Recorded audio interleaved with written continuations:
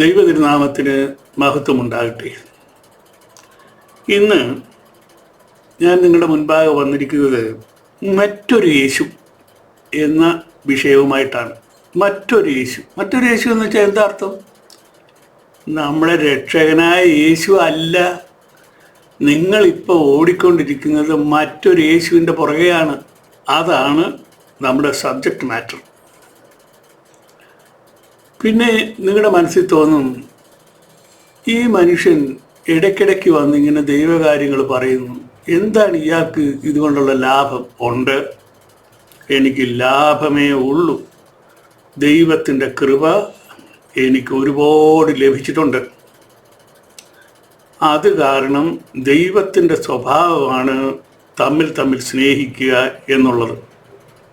ദൈവത്തിൻ്റെ പഠിപ്പീരാണ് തമ്മിൽ സ്നേഹിക്കുക എന്നുള്ളത്. അതിൻ്റെ വെളിച്ചത്തിൽ ഞാൻ നിങ്ങളെ സ്നേഹിക്കുന്നു.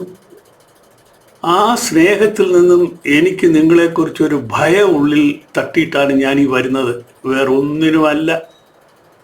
പിന്നെ നിങ്ങൾക്ക് എന്നോട് സ്നേഹമുണ്ടെങ്കിൽ വെരി ഗുഡ്, ഇല്ലെങ്കിലും കുഴപ്പമില്ല. പക്ഷെ വരുന്നതിൻ്റെ കാരണം ഐ ലവ് യു. അതിൻ്റെ കാരണം എന്താണെന്ന് ചോദിച്ചിരുന്നാൽ, മരണാനന്തരം നിങ്ങളുടെ ജീവിതം എന്തോ ആണെന്നാണ് നിങ്ങൾ വിചാരിക്കുന്നത്? ഒന്ന് ചിന്തിച്ച് നോക്കണം. യേശുവിൻ്റെ അടുക്കൽ രണ്ട് സുവിശേഷകന്മാർ വന്നു, ജഡ്ജ്മെൻറ്റാ. അപ്പോൾ കൈ കാണിച്ചു, രണ്ടിനെയും അഗ്നിനരകത്തിലേക്ക് തട്ടിയരെന്ന് കൈ കാണിച്ചു എന്ന് ഞാനങ്ങ് ഊഹിക്കുക. അപ്പോൾ അവർ പറഞ്ഞു, അയ്യോ ഇതെന്തുവാ, ഞങ്ങൾ നിന്റെ നാമത്തിൽ രോഗികളെ സൗഖ്യമാക്കിയില്ലേ, ഞങ്ങൾ നിന്റെ നാമത്തിൽ ഭൂതങ്ങളെ പുറത്താക്കിയില്ലേ, ഞങ്ങളോട് എന്താണ്? അപ്പം യേശു പറഞ്ഞു, ഞാൻ നിങ്ങളെ ഒരു നാളും അറിഞ്ഞിട്ടില്ല. ഇത് ദൈവത്തിന് മറവി ഉണ്ടായിട്ടാണ്? അല്ല, ഇതാണ് സ്റ്റാൻഡേർഡ്. ഞാനിതൊക്കെ ചെയ്തു എന്നും പറഞ്ഞുകൊണ്ട് വരികയും നരകത്തിലേക്ക് പോവുകയേ ഉള്ളൂ. അതല്ലെങ്കിൽ നിങ്ങളൊരു കാര്യം ചെയ്യണം. എന്തുവേണമെന്നറിയാമോ? നമുക്ക് മരണവും മരണാനന്തരം ഒരു ജഡ്ജ്മെൻറ്റും, അത് കഴിഞ്ഞിട്ട് സന്തോഷകരമായ ഒരു ജീവിതം യേശുവിനോട് കൂടെ, അത് നിത്യകാലത്തേക്കുള്ള ഒരു ജീവിതമാണ്. അതിനുവേണ്ടി എന്തെങ്കിലും ഒന്ന് ചെയ്യണ്ടായോ? അതാണ് ഞാൻ നിങ്ങളോട് ഇപ്പോൾ പറയാൻ പോകുന്നത് സബ്ജക്റ്റിന് മുമ്പ്. അതായത്, നിങ്ങൾ പ്രാർത്ഥിക്കാനിരിക്കുമ്പോൾ നിങ്ങളുടെ ഹൃദയം അങ്ങ് തുറന്ന് കർത്താവിനെ കാണിയിട്ട്, കർത്താവേ ഇതാണ് എൻ്റേത്, ഇതേ ഉള്ളൂ. അപ്പോൾ ഒന്ന് ഓഡിറ്റ് ചെയ്യും. ഓഡിറ്റ് ചെയ്തിട്ട് പറയുന്നത് എന്താണെന്ന്, മോനെ ഈ ഭാഗത്ത് തെറ്റിയല്ലോ, അത് കറക്റ്റ് ചെയ്യണം കേട്ടോ. ഓ കറക്റ്റ് ചെയ്യാവേ. ഇന്നമാതിരി നിൻ്റെ മനസ്സിൽ ചിന്തകളുണ്ടല്ലോ, അതൊന്നും ദൈവരാജ്യത്തിന് ചേർന്ന് അല്ലാതെ കളഞ്ഞേക്കാവേ.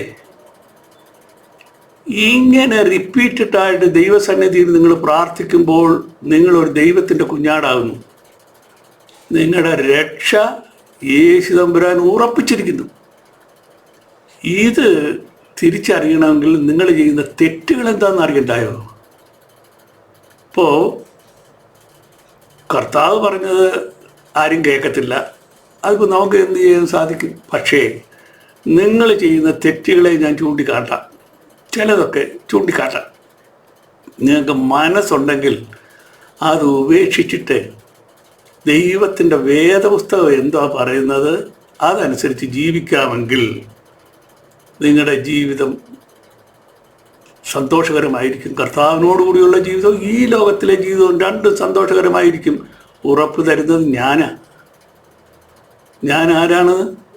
സുവിശേഷ ഘോഷണത്തിൽ നടക്കുന്ന ഏറ്റവും ചെറിയൊരു മനുഷ്യൻ. പക്ഷേ പരിശുദ്ധാത്മാവുമായി നിരന്തരമായി എനിക്ക് വ്യാപാരമുണ്ട്. അതിൻ്റെ വെളിച്ചത്തിലാണ് ഞാൻ നിങ്ങളുടെ മുൻപാകെ വരുന്നത്. അല്ലാതെ നിങ്ങളുടെ ഒന്നും എനിക്ക് വേണ്ട. നിങ്ങൾക്ക് വല്ലതും വേണ്ടെങ്കിൽ എന്നെ സമീപിച്ചാൽ എൻ്റെ കയ്യിലുള്ളതാണെങ്കിൽ നമുക്ക് ഷെയർ ചെയ്യാം. ഇത്രയേ ഉള്ളൂ. പൗലോസ് അപ്പോസ്തലൻ ആണയിട്ട് പറഞ്ഞിട്ടും ശ്രദ്ധിക്കാതെ വേറൊരു യേശുവിൻ്റെ വാക്ക് കേട്ട് നടക്കുന്ന ഒരു വലിയ കൂട്ടം പിശാചിൻ്റെ സന്ധിതികൾ നമ്മുടെ ഇടയിൽ ഉണ്ടെന്ന് പറഞ്ഞാൽ നിങ്ങൾ എന്നെ ദ്വേഷിക്കും. ആയിക്കൊള്ളട്ടെ, ഞാൻ പറഞ്ഞതിൽ പോപ്പും പെടും, കാതോലിക്കായും പെടും. ഇവരെ നിങ്ങൾക്ക് തലവന്മാരാക്കി വെച്ചിരിക്കുന്നത് പിശാചാണ്, ദൈവം അല്ല. ദൈവം ആയിരുന്നുവെങ്കിൽ ഇവരിൽ ഈ കാണുന്ന pope and catholicos would have been your servant.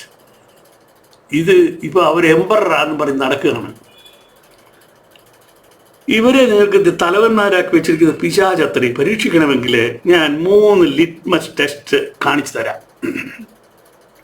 നിങ്ങളുടെ കുറ്റം എന്താണെന്ന് കാണിച്ചു തന്നിരുന്നാൽ നിങ്ങളത് കറക്റ്റ് ചെയ്യുകയാണെന്നുണ്ടെങ്കിൽ നിങ്ങൾ കർത്താവിനോട് കൂടെ വാസം ചെയ്യുമെന്നുള്ളത് ഉറപ്പിച്ച് ഞാൻ പറഞ്ഞു കഴിഞ്ഞ കാര്യമല്ലയോ? കേട്ടാട്ടെ, 3 ലിറ്റ്മസ് ടെസ്റ്റ് ഞാൻ നിങ്ങൾക്ക് തരാം. സിമ്പിളായിട്ടുള്ളതാണ്. യേശു പറഞ്ഞു, ഞാൻ ഈ പാറമേൽ എൻ്റെ സഭയെ പണിയും, പാതാള ഗോപുരങ്ങൾ അതിനെ ജയിക്കുകയില്ല എന്ന് കൽപ്പിച്ചിട്ട് പോയതിന് ശേഷം ആരെങ്കിലും എൻ്റെ സഭ എന്ന് കർത്താവ് കൽപ്പിച്ചത് പണിയാൻ മെനക്കെട്ടോ? നിങ്ങളെല്ലാം പണിത് ഓരോ കോശവന്മാരുടെ പേരിലല്ലയോ?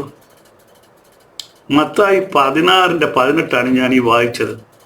കർത്താവിൻ്റെ കൽപ്പന പ്രകാരം വിശുദ്ധ വിവാഹം പോലും സ്വീകരിക്കാതെ എഴുന്നള്ളത്തെ സ്വീകരിക്കുന്ന നീ ആര്? പാപം ചെയ്യുന്ന പാതാള ഗോപുരങ്ങളെ ജയിപ്പിക്കുന്ന ഒരു പിശാചിന്റെ ചട്ടുകം, അത് മാത്രമാണ് നിങ്ങൾ. ഞാൻ ഈ പറഞ്ഞത് ശരിയാണോ തെറ്റാണോ എന്ന് നിങ്ങൾ ലിറ്റ്മസ് ടെസ്റ്റ് ചെയ്ത് നോക്കുക. 2, ആകയാൽ നിങ്ങൾ പുറപ്പെട്ട് പിതാവിൻ്റെയും പുത്രൻ്റെയും പരിശുദ്ധാത്മാവിൻ്റെയും നാമത്തിൽ സ്നാനം കഴിപ്പിച്ചും ഞാൻ നിങ്ങളോട് കൽപ്പിച്ചതൊക്കെയും പ്രമാണിപ്പാൻ തക്കവണ്ണം ഉപദേശിച്ചും കൊണ്ട് സകല ജാതികളെയും ശിഷ്യരാക്കിക്കൊള്ളുവീൻ. ഞാനോ ലോകാവസാനത്തോളം എല്ലാ നാളും നിങ്ങളുടെ കൂടെ ഉണ്ട് എന്ന് അരുളി ചെയ്തു. ദൈവത്തിന് സ്തോത്രം. മത്തായി 28:19-20 ഞാൻ ഈ വായിച്ചത്. ഒറ്റാലിൽ കിടക്കുന്ന സാധുവിനെയും അവൻ്റെ അധ്വാന ഫലവും തിന്നുവാൻ നീ ആര്? ഉന്നത പദവിയിൽ ഇരുന്നിട്ട് എത്ര പേരെ യേശുവിൻ്റെ ശിഷ്യൻ ആക്കി? നിങ്ങളൊരു കർത്താവിൻ്റെ ശിഷ്യനാകുന്നുവോ? ഒരിക്കൽ ഈ ചോദ്യം ഞാൻ കാതോലിക്കായിട്ട് ചോദിച്ചപ്പോൾ ഉത്തരം പറയാതെ വായ പൊളിച്ച് ചിരിക്കാൻ ശ്രമിച്ചു. ഞാൻ പറഞ്ഞാൽ സിനഡ് കേൾക്കുകയില്ല എന്ന് പറഞ്ഞു. സിനഡുകൾ കേൾക്കുകയില്ലെങ്കിൽ 10 മീറ്റർ നീളമുള്ള സിൽക്ക് കുപ്പായ ഊരി വെച്ചിട്ട് വേദപുസ്തകമായി നിലത്ത് ഇറങ്ങിയിരുന്നുവെങ്കിൽ കുഞ്ഞാടിൻ്റെ ജീവപുസ്തകത്തിൽ അങ്ങയുടെ പേർ നിശ്ചയമായും കണ്ടേനേം. ഇപ്പോഴോ പാതാള ഗോപുരങ്ങൾ ജയിപ്പിക്കുവാൻ തുനിഞ്ഞ് ഇറങ്ങിയിരിക്കുന്ന പിശാചിൻ്റെ ചട്ടുകം.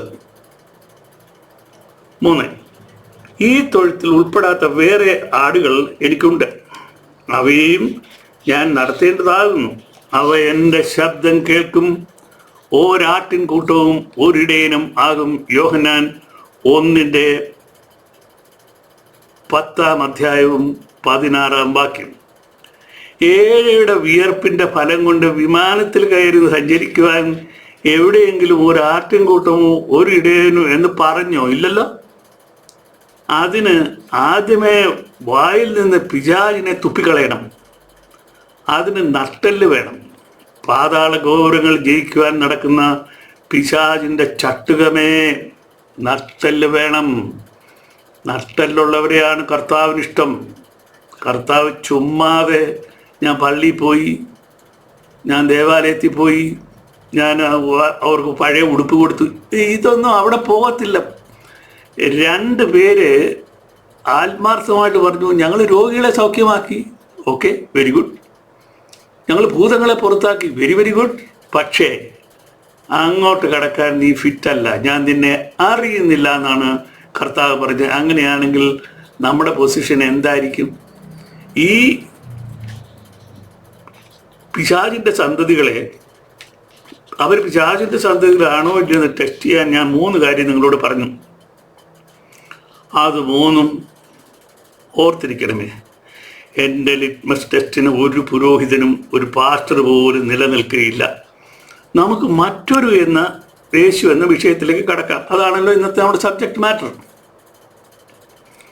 2 കൊരിന്ത്യർ 11:4 ഒരുത്തൻ വന്ന് ഞങ്ങൾ പ്രസംഗിക്കാത്ത മറ്റൊരു യേശുവിനെ പ്രസംഗിക്കുകയോ നിങ്ങൾക്ക് ലഭിക്കാത്ത വേറൊരു ആത്മാവെങ്കിലും നിങ്ങൾ കൈക്കൊള്ളാത്ത വേറൊരു സുവിശേഷമെങ്കിലും ലഭിക്കുകയോ ചെയ്യുമ്പോൾ നിങ്ങൾ പൊറുക്കുന്നത് ആശ്ചര്യം. കർത്താവേ, സ്പഷ്ടമായിട്ട് പഠിപ്പിച്ചു. ഞാൻ ഒരു ചെറിയ മനുഷ്യനാണെന്ന് പറഞ്ഞില്ല, ഞാൻ നിങ്ങളോട് പറഞ്ഞതെല്ലാം സത്യമാണ്. വേദപുസ്തകത്തിലെ സത്യം. വരവണ്ണം ഇടത്തോട്ടോ വലത്തോട്ടോ ഞാൻ മാറുകയില്ല. ആ രീതിയിൽ എത്രയോ ഉന്നതമായ രീതിയിൽ പൗലോസ് പഠിപ്പിച്ചിട്ട് പറയുകയാണ്, ഞാൻ പഠിപ്പിച്ചു ഒന്നും കേൾക്കാതെ സുവിശേഷമെങ്കിലും നിങ്ങളോട് വന്ന് വേറൊരുത്തിന് എന്തെങ്കിലും ഒന്ന് പറഞ്ഞാൽ അത് നിങ്ങൾ പൊറുക്കുന്നത് ആശ്ചര്യം. നമ്മൾ വിശുദ്ധ വേദപുസ്തകത്തിന് വിപരീതമായി ഏതവൻ എന്ത് പറഞ്ഞാലും അവൻ നിഷ്പ്രഭനാണ്, അവൻ പിശാചിൻ്റെ ആളാണ്. അതല്ലാതെ ഇതിൻ്റെ രണ്ടിനും നടുക്ക് ഒന്നില്ല. യേശുവിൻ്റെ മുൻപാകെ ന്യായവതിക്ക് നിൽക്കുമ്പോൾ ഇടത്തോട്ടോ വലത്തോട്ടോ രണ്ടിനും നടുക്കൊന്നില്ല.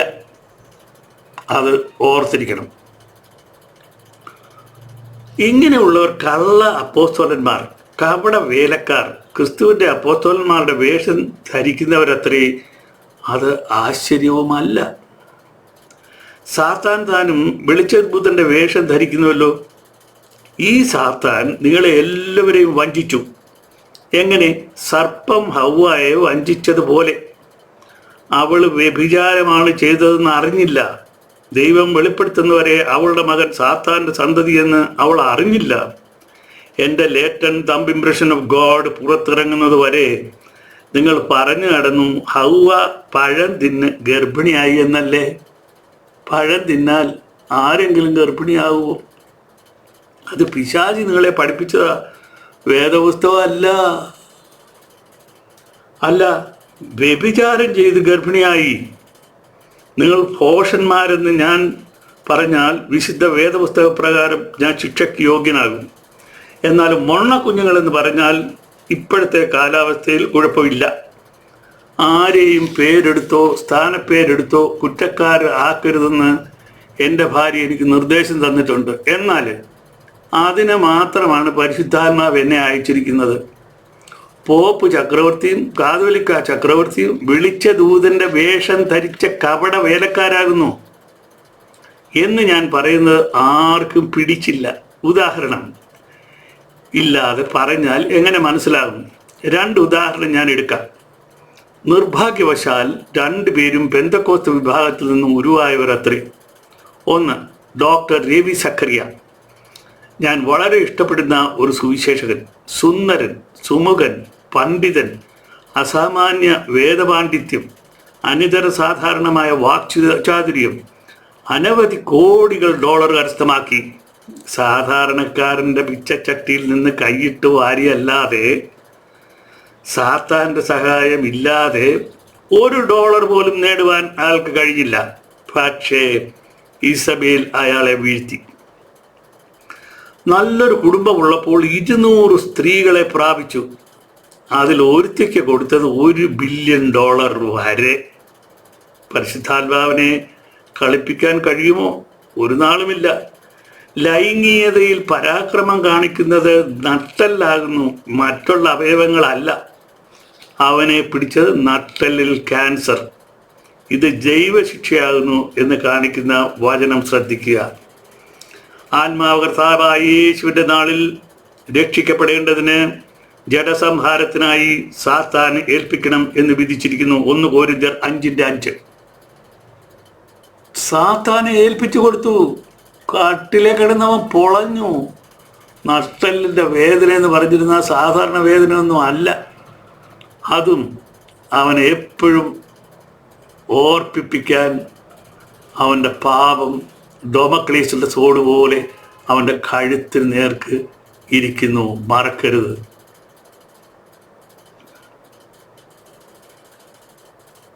ആൾ ദൈവം വീണത് കണ്ടോ? വേറൊരിക്കലും ഒരു കാതോലിക്ക ഒരു വശം തളർന്ന് വീണ് കിടന്നത് വിസ്മരിക്കരുത്. അതും ഇസബേൽ വീഴ്ത്തിയതത്രേ. മറ്റൊരിക്കൽ WCCയുടെ പ്രസിഡന്റായിരുന്ന ബിഷപ്പ് ഒരു വശം തളർന്നു. ക്യാൻസറും പിടിച്ചിട്ട് ജർമ്മനിയിൽ ചികിത്സിച്ചിട്ടും നിലംപരിയായില്ലേ? അത് വീഴ്ത്തിയത് സാത്താൻ നേരിട്ട്. എൻ്റെ ഡയബോളിക് ടൂൾ ഒരു വട്ടം കൂടി വായിക്കണം. ആത്മാവ് കർത്താവായ യേശുവിൻ്റെ നാളിൽ രക്ഷിക്കപ്പെടേണ്ടതിന് ജഡസംഹാരത്തിനായി സാത്താൻ ഏൽപ്പിക്കണം എന്ന് വിധിച്ചിരിക്കുന്നു. ഇതൊരു വിധിയാ. അവിടുത്തെ കാര്യമല്ലേ പറഞ്ഞ്, ഇവിടുത്തെ കാര്യമാണ് പറഞ്ഞത്. രണ്ടാമത്തെ ഉദാഹരണമായി നമ്മുടെ KP യോഹന്നാനെ എടുക്കാം. നല്ല ഒന്നാന്തരം റേഡിയോ പ്രാസംഗികനായിരുന്നു. പണത്തിന് പിറകെ പോയി പൗരോഹിത്യ വേഷത്തെ തെറി പറഞ്ഞ് നടന്ന യോഹന്നാൻ പുരോഹിതനല്ല, ബിഷപ്പ് തന്നെയായി. അതിൻ്റെ വില 1 കോടി. KP യോഹന്നാൻ്റെ ഒരു രോമത്തിൻ്റെ വില എത്രയോ കോടി. ഈ രോമം വാങ്ങിയ ബിഷപ്പ് ഇപ്പോൾ എവിടെ? പണം ദൈവമക്കളെ കബളിപ്പിച്ചുണ്ടാക്കിയത്. വാഹനം ഇടിപ്പിച്ച് കൊന്നുകളഞ്ഞു. വീഴ്ത്തിയതാര്? മാമോൻ എന്ന പിശാച്. ആത്മാവ് കർത്താവായ യേശുവിൻ്റെ നാളിൽ രക്ഷിക്കപ്പെടേണ്ടതിന് ജഡസംഹാരത്തിനായി സാത്താൻ ഏൽപ്പിക്കണം എന്ന് വിധിച്ചിരിക്കുന്നു. 1 കോരി 5:5. മറ്റൊരാൾ ദൈവം വീണത് കണ്ടോ? കാരണമാകുന്നു ഇന്നത്തെ എൻ്റെ വിഷയം. മറ്റൊരു യേശു. വേദപുസ്തകം തെക്കോട്ടെന്ന് പറഞ്ഞാൽ വടക്കോട്ടെന്നാണ് വ്യാഖ്യാനം നീണ്ടുപോയത്.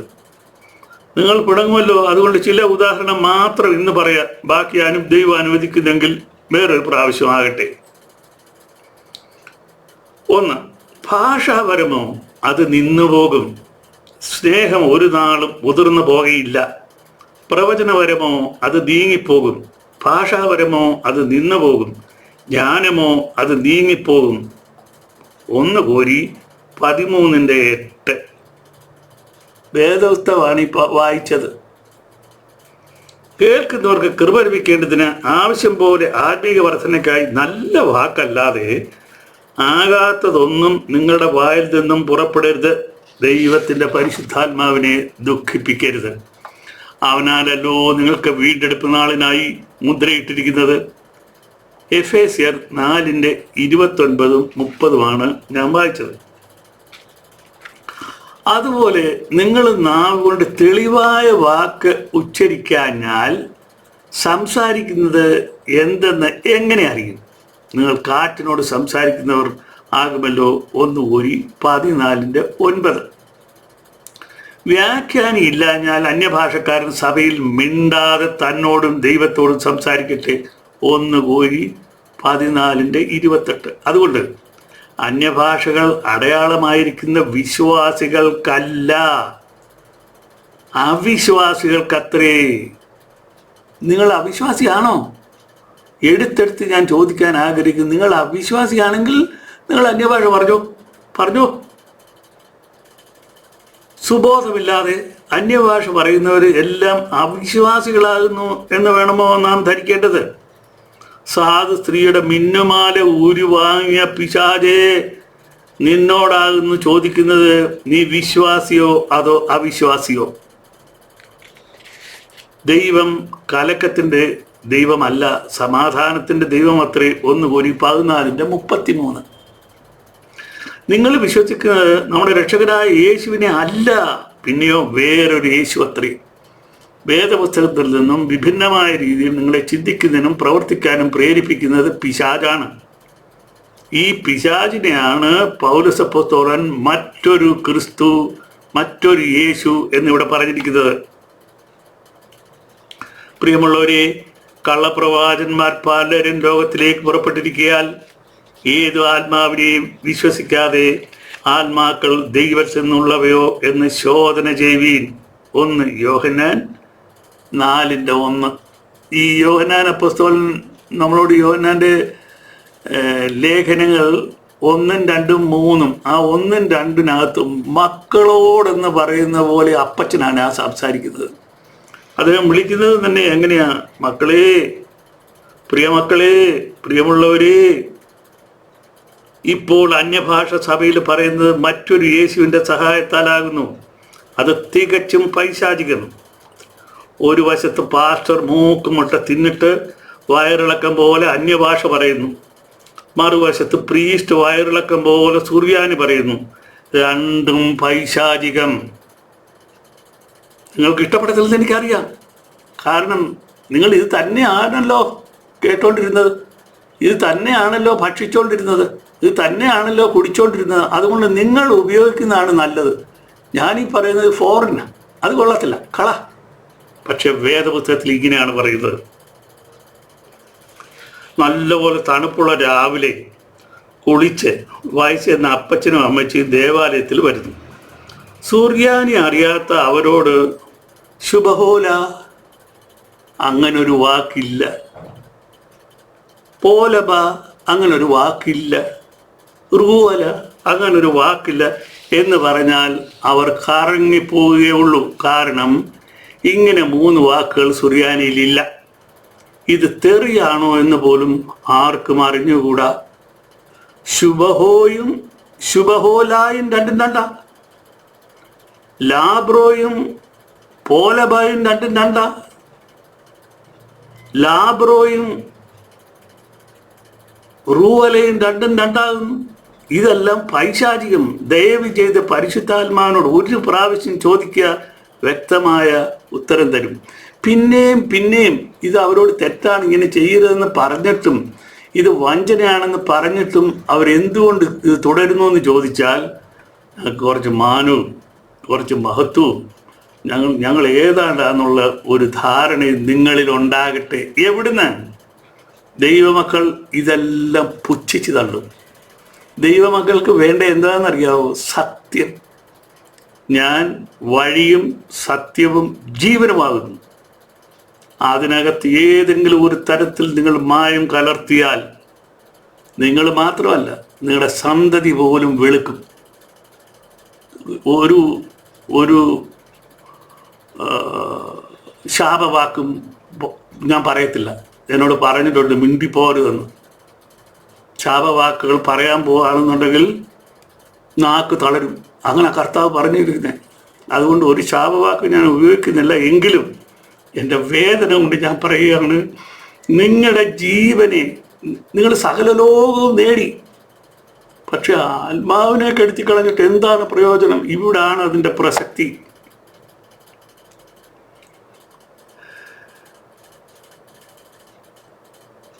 മറ്റൊരു യേശുവിനെ അനുസരിക്കുന്നവർ യഹോവ പറഞ്ഞാലും കേൾക്കുകയില്ല. ഞാൻ അവരിൽ വസിക്കുകയും അവരുടെ ഇടയിൽ നടക്കുകയും ചെയ്യും. ഇത് ഈ വിഷയത്തിലെ രണ്ടാമത്തെ കാര്യമാണ് ഞാനിപ്പോൾ പറയുന്നത്. മറ്റൊരു യേശുവിനെ അനുസരിക്കുന്നവർ യഹോവ പറഞ്ഞാൽ കേൾക്കുകയില്ല. ഞാൻ അവരിൽ വസിക്കുകയും അവരുടെ ഇടയിൽ നടക്കുകയും ചെയ്യും. ഞാൻ അവർക്ക് ദൈവവും അവരെനിക്ക് ജനവും ആകും എന്ന് ദൈവം അരുളി ചെയ്തിരിക്കുന്നുവല്ലോ. അതുകൊണ്ട് അവരുടെ നടുവിൽ നിന്ന് പുറപ്പെട്ട് വേർപെട്ടിരിപ്പീൻ എന്ന് കർത്താവ് അരുളി ചെയ്യുന്നു. അശുദ്ധമായതൊന്നും തുടരുത്, എന്നാൽ ഞാൻ നിങ്ങളെ കൈക്കൊണ്ട് നിങ്ങൾക്ക് പിതാവും നിങ്ങൾ എനിക്ക് പുത്രന്മാരും പുത്രിമാരും ആയിരിക്കും എന്ന് സർവശക്തനായ കർത്താവ് അരുളി ചെയ്യുന്നു. 2 കോരി 6:16-17. ദൈവമക്കളെ, നിങ്ങൾ ശ്രദ്ധയോടെ കേൾക്കണമേ. ഇത് തകഞ്ഞിട്ട് പന്നിയിറച്ചി തിന്നുക. വചനാലംഘനത്തിന് കണ്ട ഭാഗം അതിലും രസം. വലിയ പാസ്റ്റർമാര് എപ്പോഴും കോട്ടി നടക്കുന്ന ഒരു സംഗതിയാണ്, പത്രോസേ എഴുന്നേറ്റ് അറുത്ത് തിന്നുക എന്നൊരു ശബ്ദമുണ്ടായി. അതിന് പത്രോസ് ഒരിക്കലും പാടില്ല കർത്താവേ, മലിനമോ അശുദ്ധമോ ആയതൊന്നും ഞാൻ ഒരു നാളും തിന്നിട്ടില്ലല്ലോ. ആ ശബ്ദം 2ാം പ്രാവശ്യവും അവനോട്, ദൈവം ശുദ്ധീകരിച്ചത് നീ മലിനമെന്ന് വിചാരിക്കരുത് എന്ന് പറഞ്ഞു. ഇങ്ങനെ 3 പ്രാവശ്യം ഉണ്ടായി. ഉടനെ പാത്രം തിരികെ ആകാശത്തിലേക്ക് വലിച്ചെടുത്തു. ഈ കണ്ട ദർശനം എന്തായിരിക്കുമെന്ന് പത്രോസ് ഉള്ളിൽ ചഞ്ചലിച്ചുകൊണ്ടിരിക്കുമ്പോൾ കൊർന്നല്യോസ് അയച്ച പുരുഷന്മാർ ശിമയോന്റെ വീട് ചോദിച്ചുകൊണ്ട് പടിവാതിക്കൽ നിന്നു. പത്രോസ് എന്ന് മറുപേരുള്ള ശിമയോൻ ഇവിടെ പാർക്കുന്നുണ്ടോ എന്ന് വിളിച്ചു ചോദിച്ചു. പത്രോസ് ദർശനത്തെക്കുറിച്ച് ചിന്തിച്ചുകൊണ്ടിരിക്കുമ്പോൾ ആത്മാവ് അവനോട്, 3 പുരുഷന്മാർ നിന്നെ അന്വേഷിക്കുന്നു. നീ എഴുന്നേറ്റ് ഇറങ്ങിച്ചെല്ലുക. ഞാൻ അവരെ അയച്ചത് കൊണ്ട് ഒന്നും സംശയിക്കാതെ അവരോട് കൂടെ പോവുക എന്ന് പറഞ്ഞു. അപ്പോസ്തലരുടെ പ്രവൃത്തി 10:13 മുതൽ 20 വരെയാണ് ഞാൻ ഈ വായിച്ചത്. ഇത് സത്യത്തിൽ നടക്കുന്ന കാര്യമാണ്. ദൈവം ഇടപെടുന്നത് ഇങ്ങനെ വളരെ ക്ലോസ് ഫ്രണ്ട് പറയുന്ന മാതിരിയാണ് ദൈവം തമ്പുരാൻ ഇടപെടുന്നത്. അല്ലാതെ ദഹിപ്പിക്കുന്ന അഗ്നി എന്ന് പറഞ്ഞ രീതിയിൽ നിങ്ങളോട് ഇടപെടത്തില്ല. കാരണം പിന്നെ നിങ്ങൾ കാണത്തില്ലല്ലോ. സ്നേഹവാനായ ദൈവമാണ് ദൈവശബ്ദം നിങ്ങളെ കേൾപ്പിക്കുന്നത്. ഒന്നും സംശയിക്കാതെ അവരോട് കൂടെ പോകാ എന്ന് പറഞ്ഞു. പാസ്റ്റർ വ്യാഖ്യാനിച്ച് 3 പുരുഷന്മാരുടെ കയ്യിൽ പന്നി വറുത്തത്, പന്നി കറി വെച്ചത്, പന്നി പുഴുങ്ങിയത് ഇവ എല്ലാം ഉണ്ടായിരുന്നു. അങ്ങനാണോ എഴുതിയേക്കുന്നത്? കൂടാതെ ദൈവം ശുദ്ധീകരിച്ചത് നീ മലിനമെന്ന് വിചാരിക്കരുത് എന്ന് പറഞ്ഞു. അത് ശരിയാ. ദൈവം ശുദ്ധീകരിച്ചത് എന്തുവാ? പന്നിയല്ല സഹോദരന്മാരെ. എന്നാൽ കൊർന്നല്യോസിന്റെ വീട്ടിൽ ചെന്നപ്പോൾ യഹൂദനും പുറജാതിക്കും ഒരുപോലെ പരിശുദ്ധാത്മാവ് ലഭിച്ചു. പുറജാതിയെ ദൈവം ശുദ്ധീകരിച്ചത് കണ്ടില്ലേ? അതിനെ നീ മാലിന്യം എന്ന് എണ്ണരുത് എന്നാണ് പരിശുദ്ധാത്മാവ് അരുളിച്ചെയ്തത്. അതിന് പകരം പന്നിയോടുള്ള ആർത്തിക്ക് പന്നിയെ തിന്നാൻ പാസ്റ്റർ ന്യായീകരിച്ചു. വിളമ്പ്, പന്നി വിളമ്പ്. മാത്രമല്ല, പുറജാതികൾ യേശുവിനെ സ്വീകരിക്കുവാൻ പരിച്ഛേദന ഏൽക്കണമെന്ന് ശഠിച്ച ആളാകുന്നു നമ്മുടെ പത്രോസ്. അവരെ ഞാൻ വിശുദ്ധീകരിച്ചു, ഇനി അതിൻ്റെ ആവശ്യമില്ല എന്നാകുന്നു തുപ്പട്ടി ഇറക്കി ദൈവം തന്നെ നമ്മളെ പഠിപ്പിച്ചത്. മറ്റൊരു യേശു പറഞ്ഞത് കേട്ട് വചനം നിഷേധിക്കുക, പന്നിയിറച്ചി തിന്നുക, അന്യഭാഷ പരിശുദ്ധാത്മാവിൽ നിന്ന് വരികയില്ല. നേരെ മറിച്ച് ആ സ്ഥലത്ത് മറ്റൊരു യേശു ഇരുന്ന് പുഴുത്ത തെറിയായിരിക്കും പറയുന്നത്. ആരും അറിയുന്നില്ലല്ലോ. എല്ലാവരോടും സമാധാനം ആചരിച്ച് ശുദ്ധീകരണം പ്രാപിപ്പാൻ ഉത്സാഹിപ്പീൻ. ശുദ്ധീകരണം കൂടാതെ ആരും കർത്താവിനെ കാണുകയില്ല. ജാഗ്രതയായിരിപ്പീൻ. ആരും ദൈവകൃപപ്പെട്ട് പിന്മാറുവാനും വല്ല കയ്പുള്ള വേരും മുളച്ചു പൊങ്ങി കലക്കമുണ്ടാക്കി അനേകർ അതിൽ മലിനപ്പെടുവാനും ഇടയാകുമല്ലോ. എബ്രായർ 12:14-15 ഇതാണ് ദൈവത്തിന്റെ വചനം പറയുന്നത്. ഉടനെ പറയുന്നത് എന്തോന്നറിയോ? ഇയോടാ, ഇത് പഴയ നിയമത്തിലല്ലയോ ഞാൻ വായിച്ചത്? പഴയ നിയമമാണോ? അല്ലല്ലോ, ഞാൻ വായിച്ചത് ലേഖനമല്ലയോ. വിശുദ്ധിയില്ലാതെ ആരും ദൈവത്തെ കാണുകയില്ല. നാം വിശുദ്ധിയെ തികയ്ക്കണം. ഹല്ലേലൂയ, ദൈവത്തിന് സ്തോത്രം. അതുകൊണ്ട് നിങ്ങൾ കിഴക്ക്, മൂന്നാമത്തെ പോയിന്റാണിത് കേട്ടോ. ഈ മറ്റൊരു യേശു പഠിപ്പിച്ചതാ. 2 നിങ്ങൾ കണ്ടു. മൂന്നാമത്തെ പോയിന്റ്, അതുകൊണ്ട് നിങ്ങൾ കിഴക്ക് യഹോവയെയും സമുദ്ര തീരങ്ങളിൽ ഇസ്രായേലിന്റെ ദൈവമായ യഹോവയുടെ സാമത്തെയും മഹത്വപ്പെടുത്തുകയും. യെശയ്യാ 24:15. ഈ ഉപദേശം പാസ്റ്റർ വായിച്ചപ്പോൾ കിഴക്കോട്ട് പുറംതിരിഞ്ഞ് നിന്നാലും മതി പ്രാർത്ഥിക്കാൻ എന്നും മുഖം ഏത് ദിക്കിലേക്കായാലും സാരമില്ല എന്നും വന്നത് മറ്റൊരു യേശുവിൻ്റെ വാക്ക് കേട്ടിട്ടല്ലേ? പാസ്റ്റർ പറഞ്ഞപ്പം നിങ്ങളും തെക്കോട്ട് തിരിഞ്ഞു നിന്നില്ലേ? അങ്ങനത്തെ ആൾക്കാരോട് കർത്താവ് പറയുന്നു, ഞാൻ നിങ്ങളെ ഒരു നാളും അറിഞ്ഞിട്ടില്ല. വിശുദ്ധ വേദപുസ്തകത്തിലെ കിഴക്കിൻ്റെ പ്രാധാന്യം ഏതൻ മുതൽ കാൽവരി വരെ വരച്ചു കാട്ടിയിരിക്കുന്നല്ലോ. എല്ലാ ദേവാലയങ്ങളിലും കിഴക്ക് പടിഞ്ഞാറ് വെച്ചിരിക്കുന്നു. തമാശയാണോ? യഹോവയുടെ തേജസ് കിഴക്കോട്ട് ദർശനമുള്ള ഗോപുരത്തിൽ കൂടി ആലയത്തിലേക്ക് പ്രവേശിച്ചു. യഹസ്കേൽ 43:4. കിഴക്കോട്ട് ഉള്ള വാതിലിൽ കൂടെ യഹോവയുടെ തേജസ് പ്രകാശിച്ചു. തെക്കോട്ട് നോക്കി നിന്നാൽ അത് കാണാൻ ഒക്കുവോ? യേശു തമ്പുരാൻ ഒരു വാക്ക് പറഞ്ഞു, മിന്നൽ കിഴക്കുന്ന പുറപ്പെട്ട് പടിഞ്ഞാറോളം വിളങ്ങും പോലെ മനുഷ്യപുത്രന്റെ വരവുമാകും. പാസ്റ്റർ വ്യാഖ്യാനിച്ച് ഏതിലെ വേണേലും വരാൻ. മറ്റൊരു യേശുവിനെ തിരിച്ചറിയണമെങ്കിൽ വിശുദ്ധി വേണം. 3-ാം ക്ലാസ്സിൽ അങ്ങ് തോറ്റു. വലുതായപ്പോൾ മോഷണം തൊഴിലാക്കി. ജയിൽവാസം വന്നു ചേർന്നു. വെയിൽ കിടന്നപ്പോൾ വെളിപാടിൻ്റെ അയ്യര് കളി. ബൈബിൾ കോളേജിൽ ചേർന്നു. ജയിലിൽ നിന്ന് വന്ന് ബൈബിൾ കോളേജിൽ ചേർന്നു. 3-ാം ക്ലാസ്സുകാരനാ. അമേരിക്കയിൽ പോയി ഡോക്ടറേറ്റ് എടുത്തു. ബൈബിൾ വ്യാഖ്യാനം ചേരുമ്പടിയല്ലയോ ചേർക്കേണ്ടത്? ഇത് വല്ലതും തമ്മിൽ ചേരുന്നതാണോ? അല്ല. ഒരു വെള്ള ഉടുപ്പിട്ടാൽ ഉടനെ തന്നെ പാസ്റ്ററായി. ഏത് വീട്ടിൽ എപ്പോൾ വേണമെങ്കിലും കയറി ചെല്ലാം ദൈവത്തിൻ്റെ ആള് എന്ന്. ദൈവത്തിൻ്റെ ആളല്ലാതെ പിശാചിൻ്റെ ആളാണ്. ഈ ആൾക്കാരുടെ ഒരു പ്രിൻസിപ്പിളുണ്ട്. ഒരു കവി പാടിയിരിക്കുന്നു, യേശുവിലാണൻ വിശ്വാസം, കീശയിലാണൻ ആശ്വാസം. അതാണ് 4ാമത്തെ പോയിന്റ്. വേറൊരു യേശുവിൻ്റെ ദാസനായ പോപ്പ് കൽപ്പിച്ചു. പോപ്പിനെയും കാതോലിക്കായും ഒന്നും പറയരുത്, അവർ കൊല്ലിക്കും. എന്നെ കൊല്ലിക്കാനൊക്കത്തില്ല. ഈ വിശുദ്ധ വചനം സംസാരിക്കുവാൻ എന്നെ പറഞ്ഞയച്ചവൻ എനിക്ക് പ്രൊട്ടക്ഷൻ തന്നിട്ടുണ്ട്. ലോകത്തിലെ പ്രൊട്ടക്ഷൻ അല്ല, അത് ഞാൻ വിശ്വസിക്കുന്നുമില്ല. കർത്താവിൻ്റെ ദാസന്മാർ ആത്മാർത്ഥമായി ദൈവവചനം സംസാരിക്കുമ്പോൾ അവർക്ക് ചുറ്റിലും ദൂതസഞ്ചയമുണ്ട്. അവരെ ആർക്കും ഒന്നും ചെയ്യാനൊക്കത്തില്ല. വേറെ യേശുവിൻ്റെ ദാസനായ പോപ്പ് കൽപ്പിച്ചു, പുരുഷനും തമ്മിലോ സ്ത്രീയും തമ്മിലോ വിവാഹം കഴിച്ചാൽ ബിഷപ്പിന് അവരെ ആശീർവദിക്കാം. ആഹാ, എന്തോ ഒരു കരുണ! വേദപുസ്തകത്തിന് വിപരീതമായി കബളിപ്പിക്കുവാൻ വന്ന ഈ ചക്രവർത്തി ആരാകുന്നു? ഉത്തരം നിങ്ങൾ പറയത്തില്ല, ഞാൻ പറയും, പിശാച്. മ്ലേച്ഛത. സ്ത്രീയോടെന്ന പോലെ പുരുഷനോട് കൂടി ശയിക്കരുത്, അത് മ്ലേച്ഛത.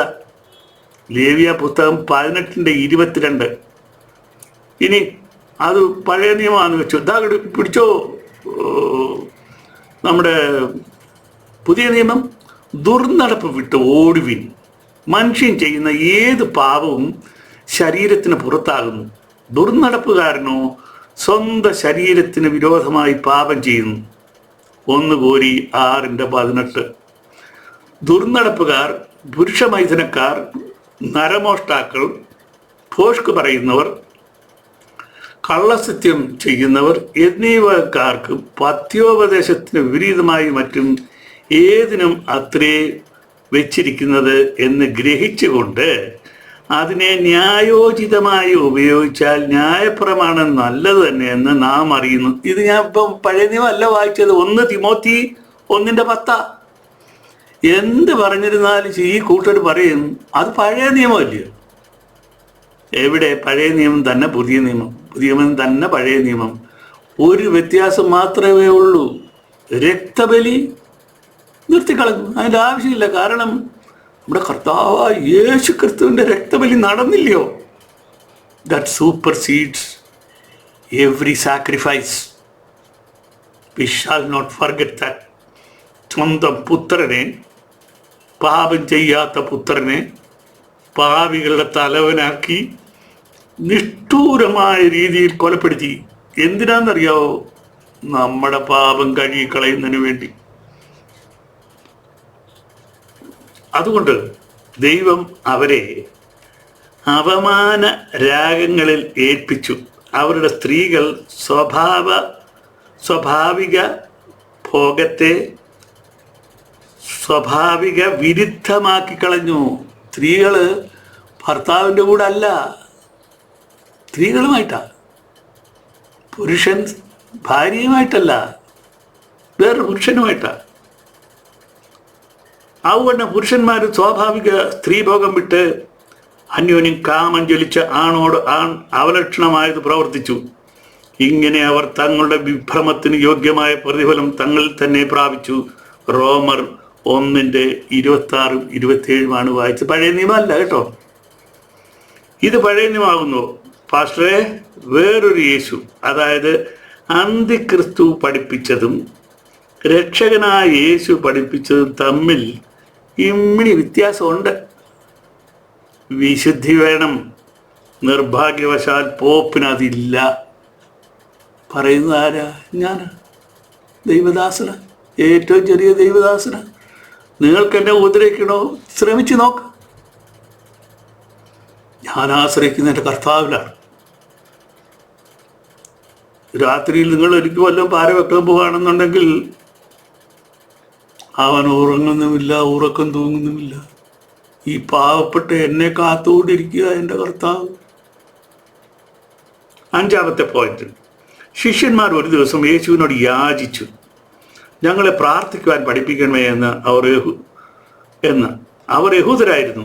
ദിവസവും 7 പ്രാവശ്യം മുടങ്ങാതെ പ്രാർത്ഥിക്കുന്നവരായിരുന്നു. അങ്ങനെയുള്ളവർക്ക് യേശുവിൻ്റെ പ്രാർത്ഥന ചോദിച്ചു വാങ്ങുവാൻ തോന്നി.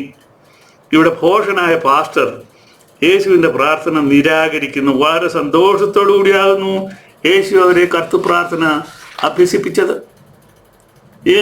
ഏതെങ്കിലും ഒരു പെന്തക്കോസ്തുകാരൻ അത് ചൊല്ലി കേട്ടുവോ?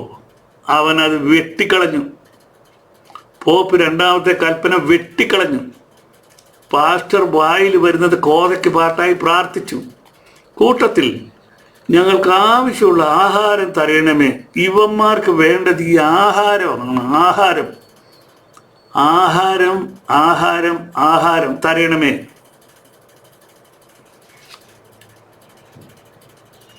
ഇത് നിങ്ങൾക്ക് എവിടുന്ന് കിട്ടി? Give us this day our daily bread എന്ന് പറഞ്ഞാൽ ഞാൻ ജീവന്റെ അപ്പമാകുന്നു എന്ന് പറഞ്ഞ യേശുവാകുന്ന അപ്പം ഇന്നത്തേക്ക് തരണമേ എന്നാകുന്നു പ്രാർത്ഥന. എന്തിന്? ഇന്നത്തെ എൻ്റെ ജീവന് നിലനിർത്തുന്നതിന് എനിക്ക് ഈ അപ്പം വേണം. ഈ അപ്പം തിന്നുന്നവന് വിശക്കുകയില്ല. അതിന് പകരം ചോറിയും പന്നിയിറച്ചിയും എന്ന് പറഞ്ഞാൽ എങ്ങനെ ശരിയാകും? അങ്ങനെ പഠിപ്പിച്ചത് വേറൊരു യേശുവാകുന്നു. വിശുദ്ധി വേണം, ദൈവത്തെ കാണുവാൻ താഴ്മ വേണം, യേശുവിനെ അനുസരിക്കുവാൻ. 6-ാമത്തെ പോയിന്റ്, മറ്റൊരു യേശു പഠിപ്പിച്ചു. ഒരിക്കൽ രക്ഷ പ്രാപിച്ചാൽ പിന്നെ അനുതാപത്തിൻ്റെ ആവശ്യമില്ല. യേശുവിൻ്റെ രക്തം നമ്മുടെ പാപങ്ങളെ കഴുകിക്കൊണ്ടേയിരിക്കും. സാത്താൻ നിന്റെ രക്ഷ നിലനിർത്തരുതെന്ന് നിർബന്ധമുള്ളത് കൊണ്ട് അവൻ പറഞ്ഞതെന്നതാണിത്. യേശു വെളിപ്പാടിൽ ലവോദിക്യ സഭയോട് പറയുന്നത് ശ്രദ്ധിക്കുക. എനിക്ക് പ്രിയമുള്ളവരെയൊക്കെ ഞാൻ ശാസിക്കുകയും ശിക്ഷിക്കുകയും ചെയ്യുന്നു. ആകയാൽ നീ ജാഗ്രതയുള്ളവനായിരിക്കുക, മാനസാന്തരപ്പെടുക. വെളിപാട് 3:19 ഞാൻ വായിക്കുക. രക്ഷിക്കപ്പെടുക എന്ന് പറഞ്ഞാൽ റമ്മിൽ മുക്കുന്നതും തമ്മിൽ അല്പ വ്യത്യാസമുണ്ട്. രക്ഷ എന്നതൊരു തുടർമാനമാകുന്നു. എപ്പോഴും ജാഗ്രത ഉള്ളവനായിരിക്കണം, എപ്പോഴും മാനസാന്തരപ്പെടണം. വേല ചെയ്യാതെ അന്യന്റെ അധ്വാന ഫലം തിന്ന് അസത്യം പറഞ്ഞ് അവൻ്റെ രക്ഷയെ മുടക്കുന്നത് നിർത്തുക. അത് വേറൊരു യേശുവിൻ്റെ ഉപദേശം. ഇതൂടെ ഈ 7-ാമത്തെ പോയിന്റിലൂടെ പറഞ്ഞിട്ട് ഞാൻ ഇന്നത്തേക്ക് നിർത്താം. നിങ്ങളോട് ദൈവവചനം പ്രസംഗിച്ച് നിങ്ങളെ നടത്തിയവരെ ഓർത്തുകൊള്ളുവീൻ. അവരുടെ ജീവാവസാനം ഓർത്ത് അവരുടെ വിശ്വാസം അനുകരിപ്പീൻ. എബ്രായർ 13:7. ഇങ്ങനൊന്ന് പെന്തക്കോസ്ത് സഭയിലില്ല. എന്താണെന്നറിയാവോ?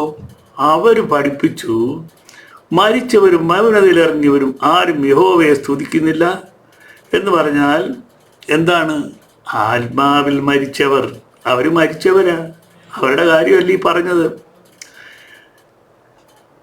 നാമോ ഇന്ന് മുതൽ എന്നേക്കും യഹോവയെ വാഴ്ത്തു എന്ന് പറഞ്ഞാൽ എന്താ അർത്ഥം?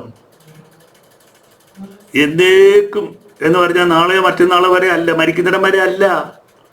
യഹോവയെ സ്തുതിപ്പീൻ. സങ്കീർത്തനം 115:17-18 ഞാൻ വായിച്ചത്. മരിച്ച വിശ്വാസികൾ ക്രിസ്തുവിൽ ജീവിച്ചിരിക്കുന്ന വിശുദ്ധന്മാർ തന്നെ. അവരോട് സമ്പർക്കം അരുത്. പല സഭകളിലും, പ്രത്യേകിച്ച് ഞാൻ എടുത്തു പറയും, ഓർത്തഡോക്സ് സഭയിലും കത്തോലിക്ക സഭയിലും മരിച്ചവരോട് സമ്പർക്കമുണ്ട്. അതെന്തുവാണെന്നറിയാമോ? Spiritism. It's a great sin. You will not survive that. അത് ദൈവം ക്ഷമിക്കുകയില്ല. പരിശുദ്ധാത്മാവിന് എഗൻസ്റ്റ് ആയിട്ടുള്ള ഒരു പാപമാണത്. സമ്പർക്കം പുലർത്താൻ നിങ്ങളോട് ആര് പറഞ്ഞു? അത് സ്പിരിറ്റിസമാണ്. എന്നാൽ അവരുടെ നല്ല വഴി നമുക്കും അനുകരിക്കാം. അവരുടെ ജീവാവസാനം എന്ന് പറഞ്ഞാൽ അവർ നിദ്ര പ്രാപിച്ചവർ എന്ന് തന്നെ നാം മനസ്സിലാക്കണം. അവർ ക്രിസ്തുവിൽ മറഞ്ഞിരിക്കുന്നു എന്ന് പറഞ്ഞാൽ ദൈവത്തിൽ മറഞ്ഞിരിക്കുന്നു. കൊലോസ്യ ലേഖനം 3:3 നിങ്ങളൊന്ന് വായിക്കണമേ. നിനക്ക് മറഞ്ഞിരിക്കുന്നു, ദൈവത്തിനൊന്നും മറഞ്ഞിരിക്കുന്നില്ല. ഇവിടെ മറ്റൊരു യേശു പാസ്റ്ററെ പഠിപ്പിച്ചു, ഈ പറഞ്ഞിരിക്കുന്ന പുരോഹിതന്മാരെ കുറിച്ചും പാസ്റ്റർമാരെ കുറിച്ചും ആകുന്നു. അയ്യോ, തെറ്റി. സക്കറിയ പുരോഹിതന് ശേഷം നിങ്ങൾ ഒരു പുരോഹിതനെ വിശുദ്ധ വേദപുസ്തകത്തിൽ കണ്ടുവോ? ഇല്ല. സ്നാപക യോഹന്നാനോ അതിനുശേഷം യേശുവോ കാളയെ ബലി കഴിക്കാനായിട്ട് ഓടിക്കുന്നത് നിങ്ങൾ കണ്ടുവോ? ഇല്ല.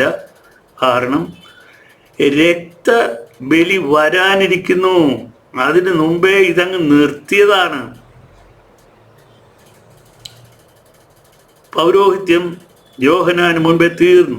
പിന്നെ കണ്ട പുരോഹിതന്മാരെല്ലാം പിശാച് പറഞ്ഞിട്ട് അനുകരിച്ചവരത്രേ. ഇവർ ലേവ്യ പൗരോഹിത്യത്തെ അനുകരിച്ച് പിശാച് പറഞ്ഞിട്ട് ഏറ്റ പട്ടവ. ഇതെവിടെ കൊണ്ടുപോകാൻ? നമ്മളെ സംബന്ധിച്ചിടത്തോളം യേശു ക്രിസ്തു എന്ന മഹാപുരോഹിതൻ അല്ലാതെ വേറൊന്നില്ല. ഇത് നിങ്ങളോട് ഞാൻ എങ്ങനെ പറഞ്ഞാലും നിങ്ങൾക്ക് രുചിക്കുകയില്ല. അവരും വിശുദ്ധ ബോധവസ്തുവുമായി ഒരു ബന്ധവുമില്ല. അവർ എല്ലാവരും വേറൊരു യേശുവിൻ്റെ പുരോഹിതന്മാരത്രേ. അതാകുന്നു അവർ ശമ്പളം വാങ്ങുന്നത്, അതിലും കൂടുതൽ കിമ്പളം വാങ്ങുന്നത്. ഇതിലും തമാശ പാസ്റ്റർ എന്നുള്ളതാകുന്നു. വിശുദ്ധ വേദപുസ്തകത്തിലെ ഒരേ ഒരു പാസ്റ്റർ മാത്രമേ ഉള്ളൂ, അത് പത്രോസ് ആകുന്നു. ലജ്ജ കൂടാതെ യേശുവിനെ ഞാൻ അറിയുന്നില്ല എന്ന് 3 പ്രാവശ്യം കള്ളസത്യം ചെയ്ത അവനെ തള്ളിക്കളയാൻ യേശു തമ്പുരാൻ തയ്യാറല്ലായിരുന്നു. അവനെ യഥാസ്ഥാനപ്പെടുത്തുന്നതിന് 3 പ്രാവശ്യം പറഞ്ഞു, എൻ്റെ ആടുകളെ മേയ്ക്കുക. അദ്ദേഹം ക്രൂശ് മരണമേറ്റു. അതിനുശേഷം ഒരു പാസ്റ്റർ ഇല്ല. പിന്നെ നിങ്ങൾ പരിശുദ്ധാത്മാവിനോട് യാചിച്ചാൽ ഒരു ദൃശ്യം കാണിക്കും. പെന്തക്കോസ്ത് ദിനത്തിന് ശേഷം എല്ലാവരും പ്രവാചകന്മാരും പാസ്റ്റർമാരുമായി മാറുവാൻ മറ്റൊരു യേശു സഹായിച്ചു. ഏകദേശം 8 വർഷത്തിന് ശേഷം യേശുവിലായ പൗലോസ് ഇത് കണ്ട് അന്തിച്ചു പോയി. അദ്ദേഹം ചോദിച്ചു, എല്ലാവരും അപ്പോസ്തലന്മാരോ? എല്ലാവരും പ്രവാചകന്മാരോ? എല്ലാവരും ഉപദേഷ്ടകന്മാരോ? എല്ലാവരും വീര്യപ്രവൃത്തികൾ ചെയ്യുന്നവരോ? 1 കൊരിന്ത്യർ 12:29 ഞാൻ വായിച്ചത്. ഇത് ശരിയായി നടത്തുന്നതിന് വേണ്ടിയാണ് അദ്ദേഹം പറഞ്ഞതെന്ന് ഓർക്കണം. ദൈവസഭയിൽ ഒന്നാമത് അപ്പോസ്തലന്മാർ. അപ്പോസ്തലന്മാരെന്ന് പറഞ്ഞാൽ 12 പേരാ. അവർ കടന്നുപോയി. അവരാരെയും അപ്പോസ്തലന്മാരായിട്ട് പിന്നീട് പിന്തുടർച്ച നടന്നിട്ടില്ല. പിന്നെന്താ ഉള്ളതെന്ന് ചോദിച്ചിരുന്നാൽ ശിഷ്യന്മാർ. ഈ അപ്പോസ്തലൻ എന്ന് പറയുന്നതിനുള്ള ക്വാളിഫിക്കേഷൻ വളരെ സ്പെസിഫിക്കാണ്. അത് ശിഷ്യന്മാർക്കില്ല. കാരണം അവർ യേശുവിനെ തൊട്ടോ? ഇപ്പം ഞാൻ കർത്താവിൻ്റെ ശിഷ്യനാണ്, ഞാൻ യേശുവിനെ തൊട്ടോ? യേശുവിനെ ഞാൻ കണ്ടോ? യേശുവിനെ ഞാൻ നോക്കിയോ? എൻ്റെ കൂടെ യേശു ഭക്ഷണം കഴിച്ചോ? ഒരുമിച്ച് ഒരിടത്ത് കിടന്ന് ഉറങ്ങിയോ? ഇല്ലല്ലോ. ഇതൊക്കെ അപ്പോസ്തലന്മാർക്ക് മാത്രമുള്ള ഒരു ക്വാളിഫിക്കേഷനാണ്. അത് ഇത് എഴുതുന്ന കാലത്ത് അതുണ്ടായിരുന്നു. അപ്പോസ്തലൻ എന്ന സഭയെ ഭേദ്യം ചെയ്ത കാരണത്താലേ വിളിക്കപ്പെടുവാൻ യോഗ്യനല്ലാതെ ഇരിക്കെ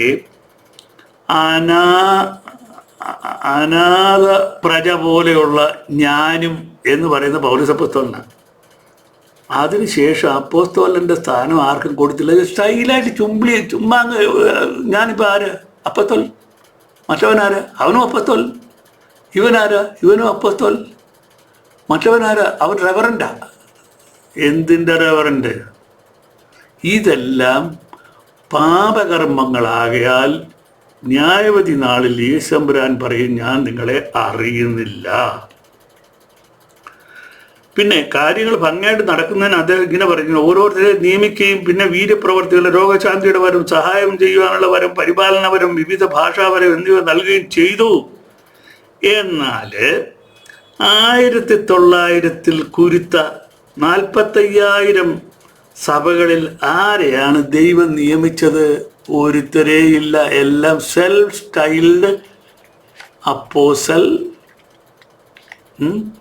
പാസ്റ്റർ, ബിഷപ്പ് എന്ന് വേണ്ട, എന്തുണ്ടോ അതെല്ലാം സെൽഫ് സ്റ്റൈലിലാണ്. അത് ഈ ഡോക്ടറേറ്റ് കിട്ടുന്ന പോലെ അത് കിട്ടത്തില്ല. ഡോക്ടറേറ്റ് കിട്ടുന്നത് പോലെ അത് കിട്ടത്തില്ല. അത് അങ്ങനെ അടിച്ചെടുക്കാനുള്ളതല്ല. മറ്റൊരു യേശുവിനെ വിശ്വസിച്ചാൽ ഇതെല്ലാം കിട്ടും. ആവശ്യം പോലെ കള്ളും പെണ്ണും പണവും കിട്ടും. അത് മറ്റൊരു യേശു. യേശു അവരോട് പറഞ്ഞു തുടങ്ങിയത്, ആരും നിങ്ങളെ തെറ്റിക്കാതിരിക്കാൻ സൂക്ഷിച്ചോളുവീൻ. ഞാനാകുന്നു എന്ന് പറഞ്ഞുകൊണ്ട് അനേകർ എൻ്റെ പേരെടുത്ത് വന്ന് പലരെയും തെറ്റിക്കും. എന്നാൽ നിങ്ങൾ യുദ്ധങ്ങളെയും യുദ്ധശ്രുതികളെയും കുറിച്ച് കേൾക്കുമ്പോൾ ഭ്രമിച്ചു പോകരുത്. അത് സംഭവിക്കേണ്ടത് തന്നെ. എന്നാൽ അത് അവസാനമല്ല. ജാതി ജാതിയോടും രാജ്യം രാജ്യത്തോടും എതിർക്കും. അവിടെ ഭൂകമ്പവും ക്ഷാമവും ഉണ്ടാകും. ഇത് ഈറ്റുനോവിൻ്റെ ആരംഭമത്രേ. ഞാൻ വായിച്ചത് മാർക്കോസ് 13:5-8 വരെയാണ്. ഞാൻ നിർത്തട്ടെ, കൂടുതൽ ദീർഘിപ്പിച്ചാൽ നിങ്ങൾക്ക് ബോറടിക്കും. ഈ പറഞ്ഞത് എല്ലാം വേദപുസ്തകത്തിന് വിരുദ്ധമായി ദൈവമക്കളെന്ന് പറഞ്ഞ് നടക്കുന്ന പിശാചുക്കൾ അനുകരിക്കുന്നതാണ്. ഇത് നിങ്ങൾ അനുകരിക്കരുത്. നിങ്ങൾ വിശുദ്ധരാകുന്നു. നിങ്ങൾ വിശുദ്ധിയെ തികച്ച് നിർത്തേണ്ടവരാകുന്നു. കർത്താവിൻ്റെ വരവിങ്കൽ നിങ്ങൾ ഒരുക്കമുള്ളവരായിരിക്കണം. അതിന് ദൈവത്തിൻ്റെ പരിശുദ്ധാത്മാവ് നിങ്ങളെ സഹായിക്കട്ടെ എന്ന് പ്രാർത്ഥിച്ചുകൊണ്ട് ഞാൻ വിരമിക്കുന്നു. ദൈവം നിങ്ങളെ അനുഗ്രഹിക്കട്ടെ.